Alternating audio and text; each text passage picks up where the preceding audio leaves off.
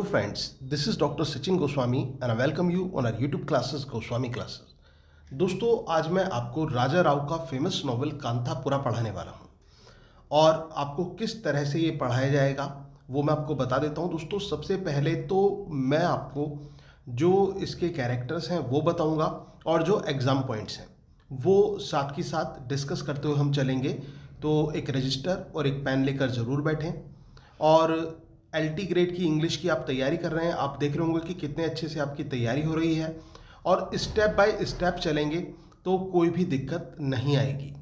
दोस्तों लास्ट में आप एक्सक्यूज़ दें घर वालों को, दोस्तों को, या फिर जो भी आपसे पूछे कि भाई आपने एग्ज़ाम दिया था क्या रहा उसका, तो आप क्या एक्सक्यूज़ देंगे कि मेरी पढ़ाई सही नहीं हो पाई क्योंकि सिलेबस बहुत वाइड था इसका, मैं कर नहीं पाया, मैं कर नहीं पाई। तो ऐसे एक्सक्यूज़ से काम नहीं चलेगा दोस्तों। तो बेटर है कि एक्सक्यूज़ को आप गिव अप कीजिए और तैयारी में लगिए ताकि आप एक्सक्यूज़ ना दें और आपको ऐसा मौका ही ना मिले कि एक्सक्यूज़ देना पड़े, बल्कि आपको वो कर दिखाना है जो आप सीना तान के कह सकें दूसरे के सामने कि भाई मैंने ये एग्ज़ाम क्रैक कर लिया है और मेरी जॉब लग चुकी है। तो वही सपना जो आप देख रहे हैं उसको लेकर चलिए दोस्तों। आशावादी विचार अपने अंदर रखिए और निराशा को बिल्कुल बाहर निकाल दीजिए। अगर आप कहीं किसी तौर पर डिसअपॉइंटेड भी हैं तो दोस्तों उस निराशा को भूल जाइए और जो पीबी शैली हैं उनकी फेमस लाइन याद रखिए, if winter comes can spring be far behind.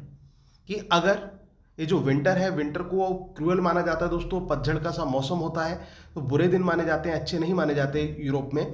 तो अगर विंटर आती है तो क्या जो बसंत है वो पीछे रह जाएगा? अगर बुरे दिन आते हैं तो क्या अच्छे दिन पीछे रह जाएंगे? अच्छे दिन भी जरूर आएंगे। तो उन अच्छे दिन का वेट कीजिए और वेट ऐसे नहीं कि खाली बैठे हुए वेट करना है, मेहनत करनी है, पढ़ना है, समझना है। क्योंकि आजकल वो तरीका नहीं रहा दोस्तों कि आप पहले क्या करते थे, किताबों में स्टूडेंट्स डूबे रहते थे, चीज़ों को खोजा करते थे। बट आजकल सोशल मीडिया ने इतना सब कुछ आपके लिए इजी कर दिया है कि आपके पास, ये सोचिए कि टीचर्स आपको पढ़ाने आपके घर पर पहुंच रहे हैं, आपके मोबाइल में पहुंच रहे हैं। तो जो भी बेटर आपको लगता है ऑप्शन, मैं लगूं या फिर कोई भी और अदर टीचर, जो भी आपको जिसका समझ में आता है आप उससे स्टडी कीजिए, प्रॉपरली कीजिए और एग्ज़ाम क्रैक करके ज़रूर दिखाइए। तो दोस्तों देर ना करते हुए स्टार्ट करेंगे हम अपना ये नॉवल कांतापुरा। तो कांतापुरा जो है ये राजा राव का उपन्यास है दोस्तों। और ये जो नॉवल है, जो कांतापुरा नॉवल है दोस्तों, ये 1932 में ये नॉवल पब्लिश हुआ था। जो ये कांतापुरा नॉवल है इनका, और सॉरी मैं गलत बोल गया दोस्तों, 1938 में ये नॉवल पब्लिश हुआ था। आई जस्ट अपोलोजाइज कि वो गलती से मुंह से निकल गया, 1932, इट्स 1938। 1938 में ये नॉवल पब्लिश हुआ था। और ये जो नॉवल है दोस्तों कांतापुरा, ये किस चीज़ को दर्शाता है? ये सबसे मेन चीज़ तो इम्पैक्ट ऑफ गांधीयन फिलॉसफी, ये आपको इसमें देखने को मिलेगा। जो गांधीयन फिलॉसफी है उसका इम्पैक्ट क्या है वो देखने को मिलेगा। और दूसरी बात, ये एक मैसेज कह लीजिए, ये एक आवाज़ कह लीजिए जो कि इनइक्वलिटी और इनजस्टिस के खिलाफ है। तो ये जो कांतापुरा नॉवल है मेन तो डील करता है किससे? गांधीयन फिलॉसफी से। तो आपको इतना याद रखना है।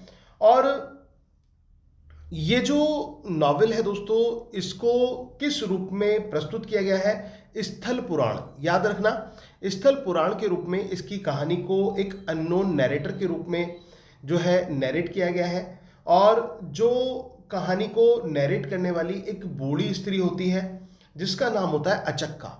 तो अचक्का के द्वारा, जो कि एक बूढ़ी महिला है, उसके द्वारा इस कहानी को नैरेट किया जाता है। जो कांतापुरा ये स्टोरी है राजा राव की। तो इतना क्लियर हुआ दोस्तों कि कांतापुरा जो है, इनका जो नॉवल राजा राव का है, ये 1938 में ये पब्लिश हुआ था। साउथ इंडिया का एक विलेज है कांतापुरा, उसकी ये कहानी है। किसकी कहानी है? साउथ इंडिया के एक विलेज कांतापुरा की कहानी है। और कांतापुरा में जो दो मेन मुख्य रूप से दो जातियां हैं, एक तो ऊंची जाति और एक नीची जाति, मतलब हमने दो में ही क्लासिफाइड उसको कर दिया। वन साइड इज ब्राह्मण और दूसरा आउटकास्ट कहा गया है। तो उनको लेकर भी ये कहानी चलती है। आगे चल के गांधी एंड फिलॉसफी, गांधी जी के विचारों में इसमें तब्दील हो जाती है। तो अब इस स्टोरी में क्या है, इसकी पूरी स्टोरी क्या है, ये हम बाद में डिस्कस करेंगे। उससे पहले कैरेक्टर्स को समझना जरूरी है, तो कैरेक्टर्स को समझते चलिए आगे बढ़ते हैं। दोस्तों, सेशन अच्छा लग रहा हो तो प्लीज़ वीडियो को लाइक ज़रूर कर दें, ज़्यादा से ज़्यादा शेयर करें और कमेंट बॉक्स में भी कमेंट करके बताएं कि आपको वीडियो कैसी लगी। और इसके साथ साथ अगर आप हमारे यूपी टीजीटी पीजीटी की रिकॉर्डेड क्लासेस या ऑनलाइन लाइव क्लासेस या फिर एलटी ग्रेड की क्लासेस का हिस्सा बनना चाहते हैं या नोट्स परचेज करना चाहते हैं, तो आप मुझे मेरे दिए गए नंबर 9756055255 पर कॉन्टैक्ट कर सकते हैं। दोस्तों, सबसे पहला जो कैरेक्टर इसमें हमें देखने को मिलता है वो मिलता है मूर्ति का कैरेक्टर। किसका कैरेक्टर देखने को मिलता है? मूर्ति का कैरेक्टर हमें देखने को मिलता है। अब ये जो मूर्ति है दोस्तों, मूर्ति एक यंग ब्राह्मण है। कौन है मूर्ति? मूर्ति एक यंग ब्राह्मण है और he is the true follower of Gandhian philosophy. ये एक ट्रू फॉलोवर है किसके? गांधीयन फिलॉसफी के, यानी कि गांधी जी की फिलॉसफी को मानने वाले एक ट्रू फॉलोवर जो है मूर्ति हैं। और ध्यान रखना, Murthy is the protagonist of this novel. इस नॉवल का जो मुख्य प्रोटैगोनिस्ट है वो मूर्ति है। क्वेश्चन आ जाता है एग्जाम में कि राजा राव के नॉवल कांथापुरा का प्रोटैगोनिस्ट कौन है, तो आपका आंसर होगा मूर्ति। मूर्ति जो कि एक यंग ब्राह्मण है, वो गांधीयन फिलॉसफी को मानते हैं और उनको जो उनके गांव में नोबल काउ कहकर भी पुकारा जाता है। और इसके साथ साथ मूर्ति को स्मॉल माउंटेन भी कहा गया है। मूर्ति क्या है? मूर्ति को स्मॉल माउंटेन के रूप में प्रस्तुत किया गया है उपन्यास में। और on the other side Gandhi is called the big mountain. Gandhi ji को बिग माउंटेन और मूर्ति को स्मॉल माउंटेन। क्वेश्चन इंपॉर्टेंट है, लिखते हुए चलना, नोट कर लेना या फिर स्क्रीनशॉट ले लेना। जो गांधी जी हैं, गांधी जी को बिग माउंटेन और मूर्ति को स्मॉल माउंटेन के रूप में जाना गया है। और मूर्ति जो है वो किसका फॉलोअर है? ये गांधीयन फिलॉसफी को मानने वाला है और उसको चारों तरफ स्प्रेड करने वाला है। इसके बाद दोस्तों नेक्स्ट कैरेक्टर हमारा आता है भट्ट का। अब ये जो भट्ट का जो कैरेक्टर है दोस्तों, भट्टा is a wealthy land owner in Kanthapura who exploits the villagers.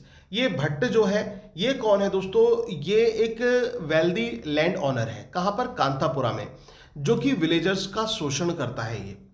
और इसके साथ साथ दोस्तों ये विलेजर्स का शोषण तो करता ही है और जो गांधीयन फिलॉसफी है उसको ये बिल्कुल बायकॉट करता है, उसको रिजेक्ट करता है, बिल्कुल नहीं मानता। इसके बाद दोस्तों नेक्स्ट कैरेक्टर आता है हमारा रंगम्मा। अब ये रंगम्मा कौन है दोस्तों? Rangamma is a childless widow. Rangamma एक चाइल्डलेस विडो है। ये एक विधवा है, चाइल्डलेस विडो है। She leads the women of Kanthapura to part in a non violence group called Sevis. दोस्तों ये क्या करती हैं? ये गांधीयन फिलॉसफी को मानने वाली हैं। और सबसे बड़ी बात कि जो इंडिपेंडेंस मूवमेंट हुआ था उसमें इन्होंने पार्ट किया और इसके साथ साथ ये नॉन वायलेंस जो है उसको फॉलो करती है। नॉन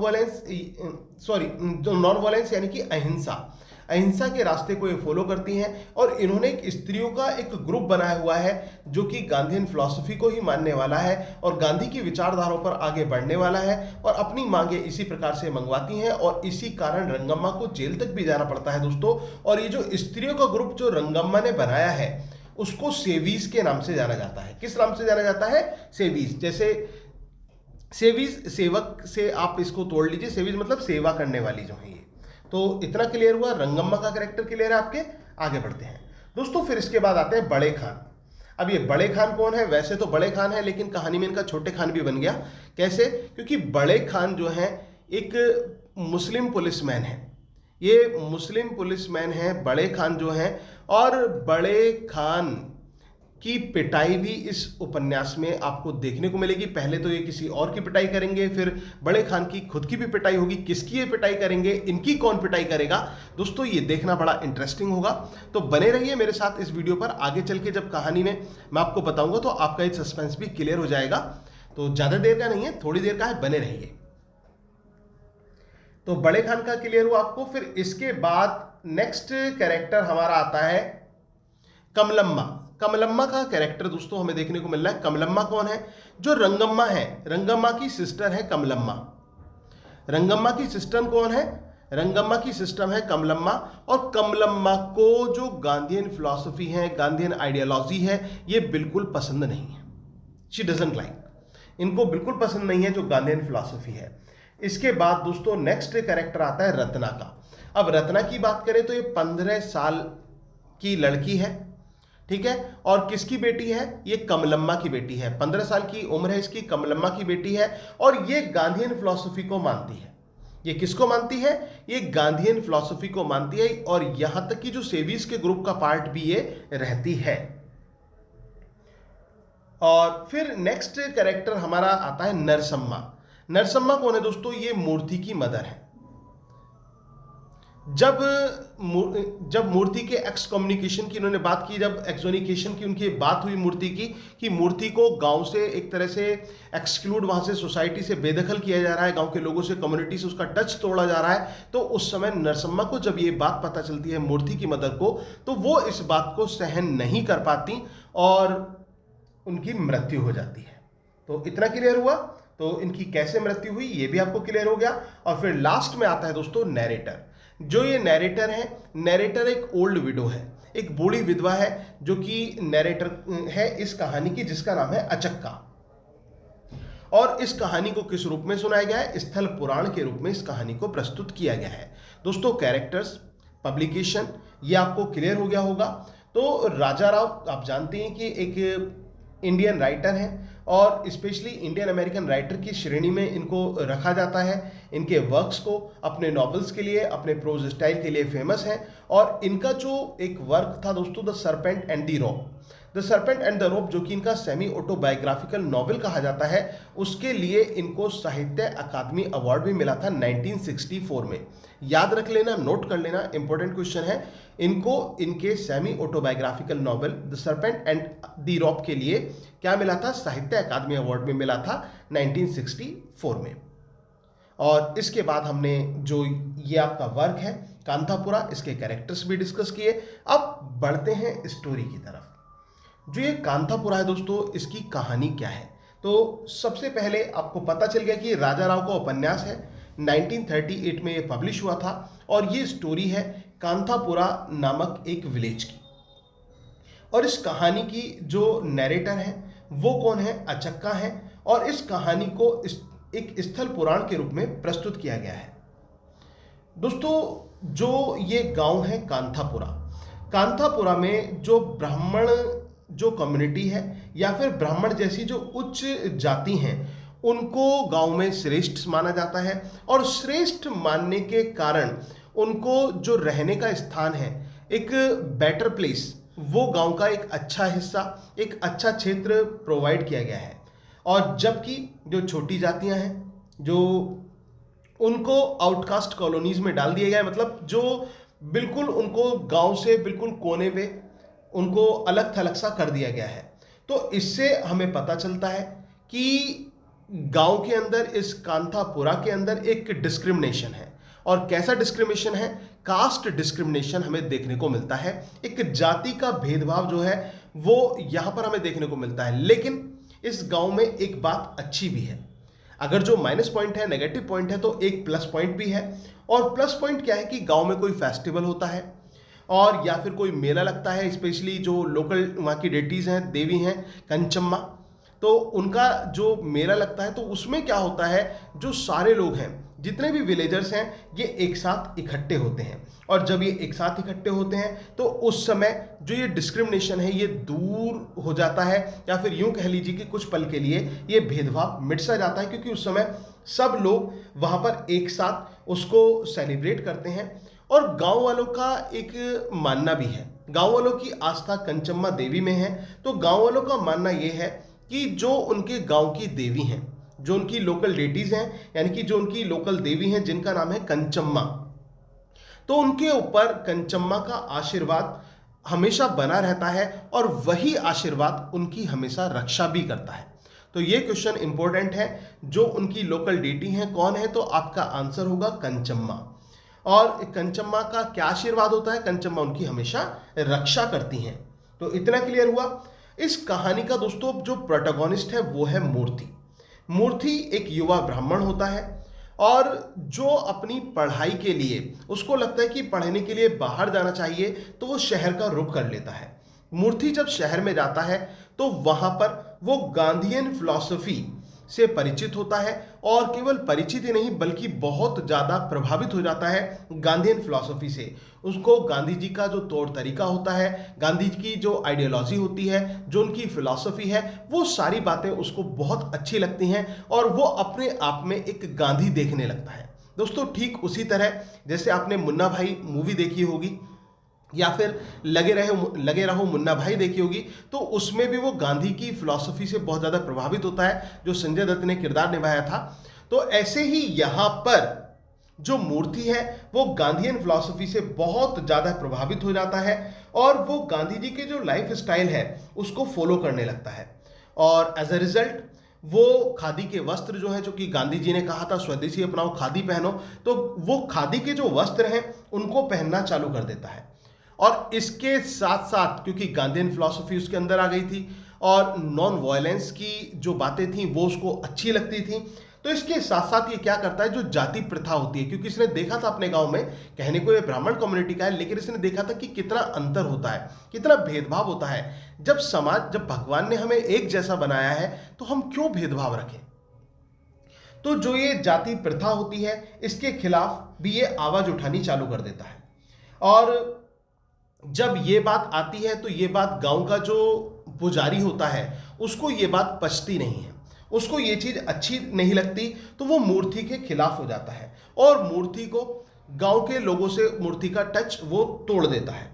यानी कि मूर्ति को अलग थलग वहां पे कर दिया जाता है, वहां से निकाला सा ही उसका कर दिया जाता है। और जब ये बात मूर्ति की मां नरसम्मा को पता चलती है, याद रखना, जब ये बात किसको पता चलती है, मूर्ति की मां नरसम्मा को पता चलती है, तो उसको तो बहुत ज्यादा धक्का सा लगता है, उसको बड़ा दुख होता है और एज अ रिजल्ट नरसम्मा की मृत्यु हो जाती है।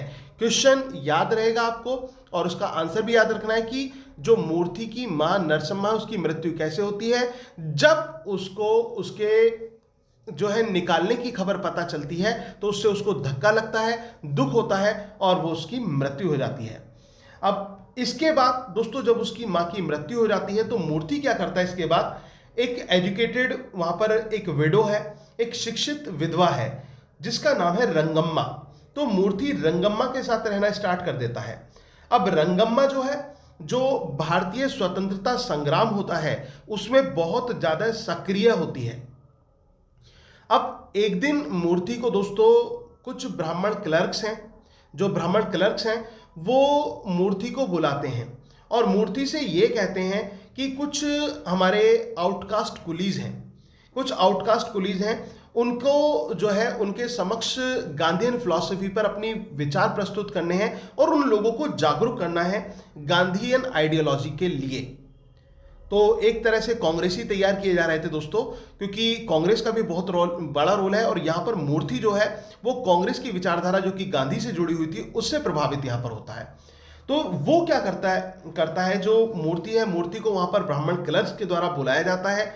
और किस लिए बुलाया जाता है, उसको लोगों के समक्ष एक संवाद प्रस्तुत करना था, अपनी बात रखनी थी और गांधी जी के विचारधारा को वहां पर प्रस्तुत करना था। अब जिस स्थान पर मूर्ति को इनवाइट किया जाता है, मूर्ति को, उसका नाम क्या होता है दोस्तों, उसका नाम होता है स्कैफिंगटन कॉफी एस्टेट। याद रखना, स्कैफिंगटन कॉफी एस्टेट। स्कैफिंगटन कॉफी एस्टेट में मूर्ति को वहां पर बुलाया जाता है। जब मूर्ति वहां पर पहुंचता है तो वहां पर एक व्यक्ति है दोस्तों, बड़े खान।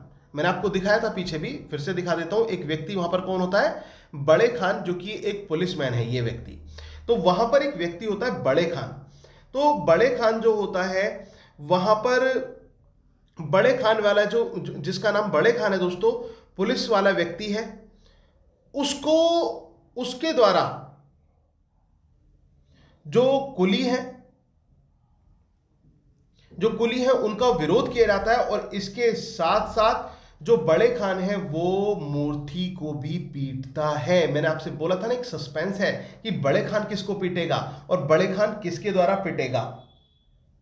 तो मूर्ति जब वो वहां पर पहुंचता है तो उसे बड़े खान जो पुलिस वाला व्यक्ति है वो उसे पीटता है, ठीक है ना। जब वो उसको पीटता है तो जो कुलियों का जो ग्रुप होता है वो बहुत ज्यादा भड़क जाता है, आवेश में आ जाता है, और वो जो कुली जो लोग होते हैं वो क्या करते हैं, इस बड़े खान की पिटाई कर देते हैं, बड़े खान की पिटाई करते हैं। अब इसी बीच में जो कुली होते हैं उनको फिर इस कार्य के लिए, अपनी अभद्रता के लिए उस एस्टेट से बाहर निकाल दिया जाता है। इस कैफिंगटन जो कॉफी एस्टेट है वहां से उनको कुलियों को बाहर निकाल दिया जाता है।